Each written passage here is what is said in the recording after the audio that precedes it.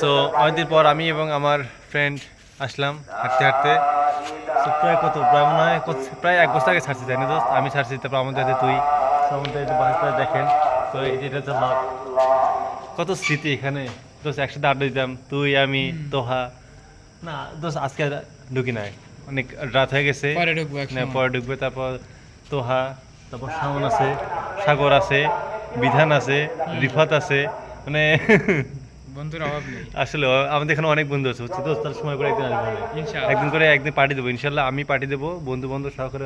আর তারপর আমাদের সিনিয়র ভাইরা আছে অন্যান্য ডিপার্টমেন্টের, সব কিছু মিলে। তারপর এই যে পেছনে যে জায়গাটাগুলো দেখছেন, এখানে একটা ফাঁকা জমি আছে, ওখানে বসে কত কত আড্ডা দিতাম। কেউ ফোন দিলে রাত বিরাতে ওখানে গিয়ে কথাবার্তা বললাম, যেহেতু আমরা বাসায় এক রুমে 3 জন থাকতাম।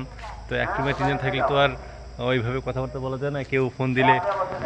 তো রাস্তাটা আসলে অসাধারণ এবং খুবই সবচেয়ে ভালো তো এখানে একটা নিরিবিলি একটা পরিবেশ। তো সেই হিসাবে আমি এবং আমার ফ্রেন্ড এখানে আসলাম। দোস্ত তাহলে কি চল চলে যায় নাকি, একটুখানে বসি। তো আমরা বন্ধু এখানে আড্ডা দেবো, ওকে।